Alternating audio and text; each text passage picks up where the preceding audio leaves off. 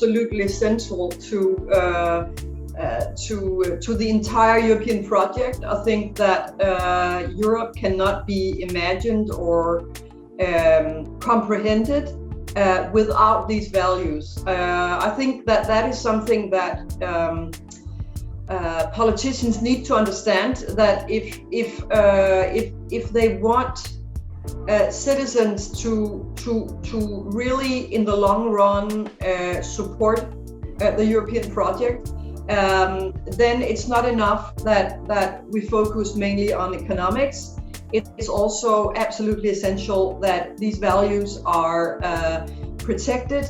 And I think in particular, when looking at the geopolitical situation in the world, where you have autocracies around with China, Russia, you had a long period with Donald Trump in the US, and you have countries in general around Europe that are not democratic and threatening democracy in different ways.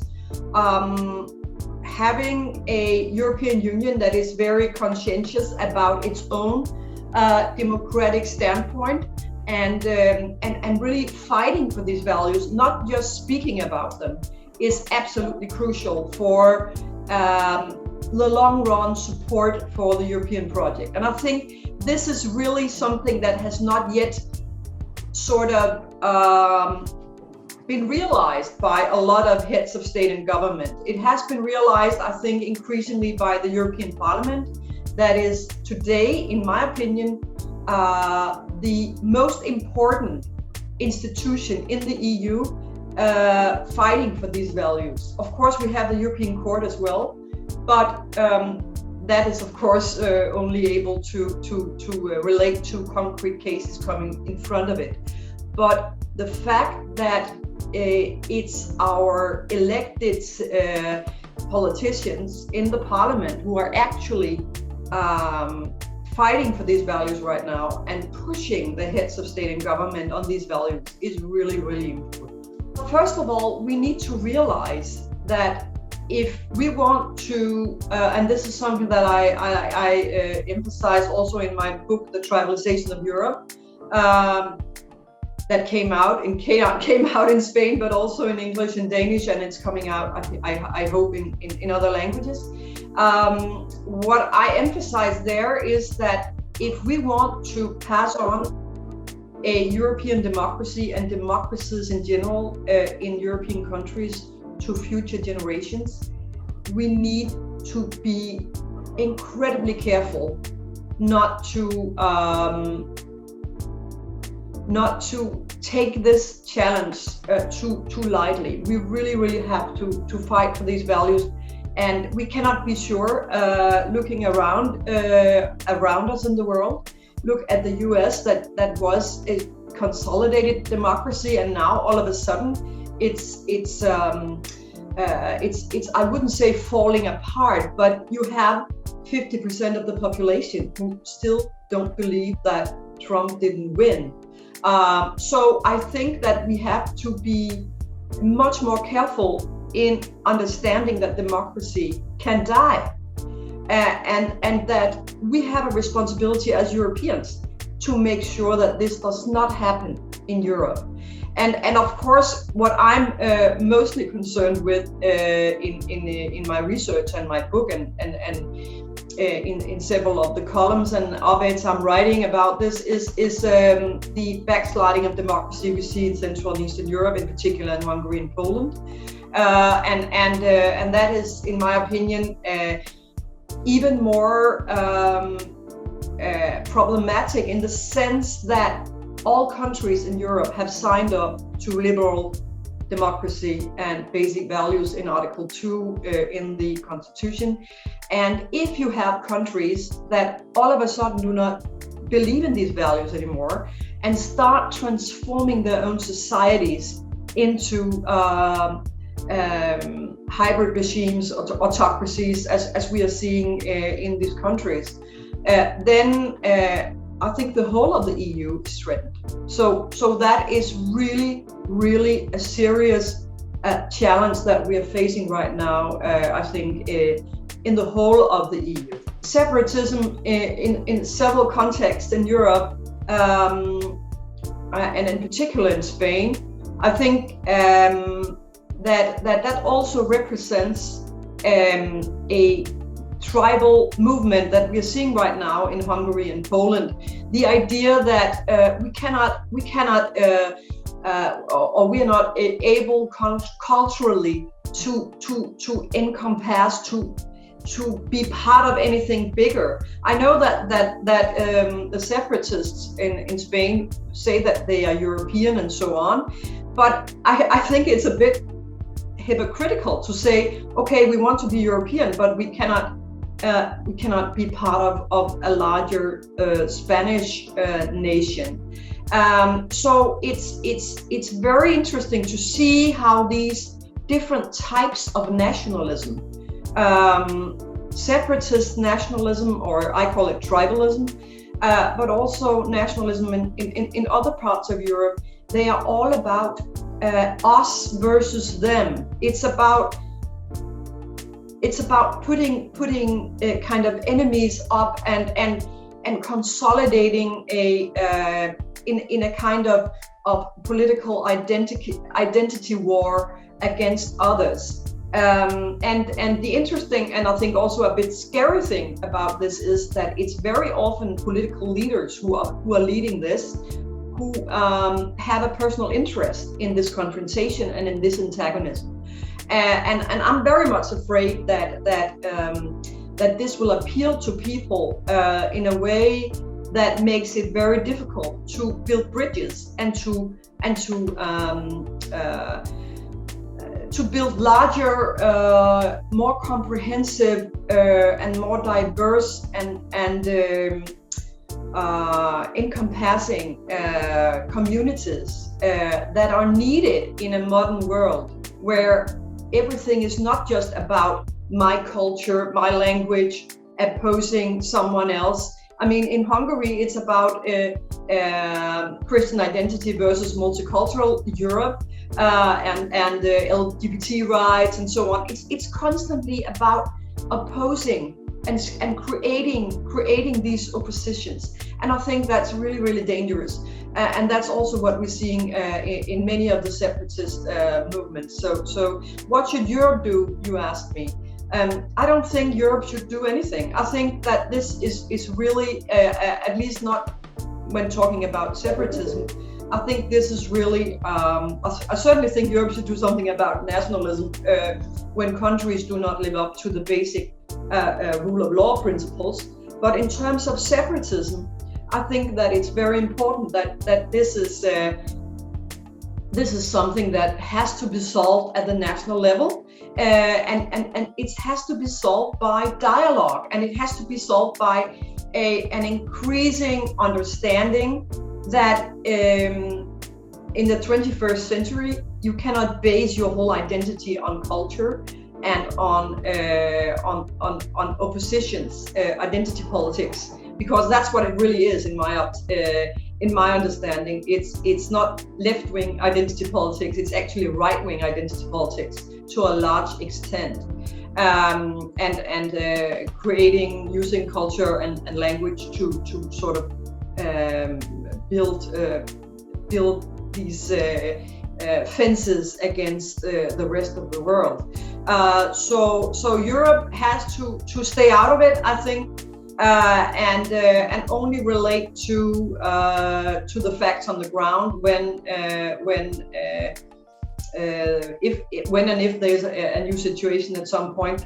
But I don't think it's something that Europe as such should deal with. I think Europe should be incredibly careful, but also insist on the rule of law in these cases. The way I understand tribalization in my book and define it is that we are seeing these different types of tendencies to go back to the tribe and to use cynical political demagogy actually to create these antagonisms, these oppositions, as I also explained before. So it's very important for me to say that this is a strategic choice by political leaders to tribalize, because they can see a personal gain in it. I mean, look at the UK. It's a very good example, even though it's a completely different problem, of course, with Brexit.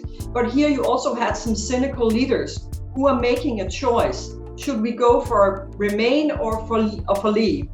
And it was not really what do I believe in, what is the right thing. No, where do I get the best option for myself becoming a new prime minister?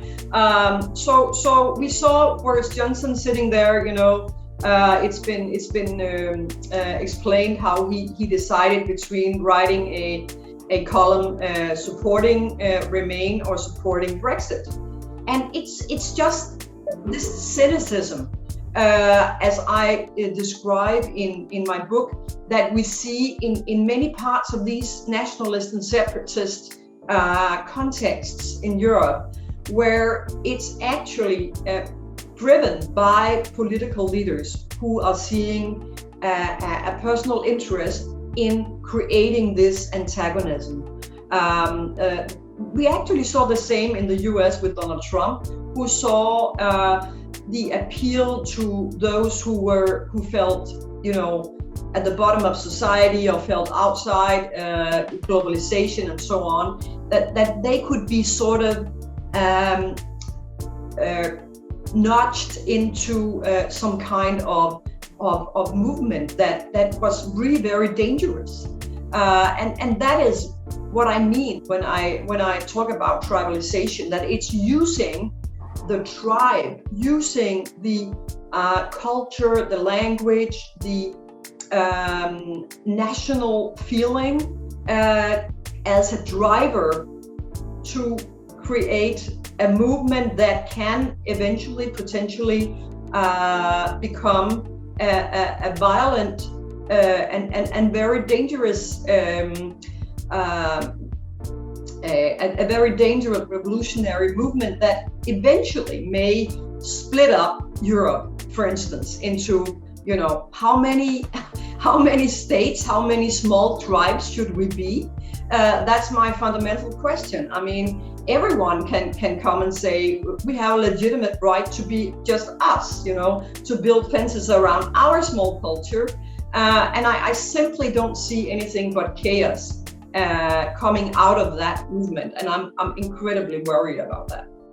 I really hope that this conference for the future of Europe would be about European values and about how we can strengthen the trust in democracy across Europe, and how we could make sure that our institutions have the self-confidence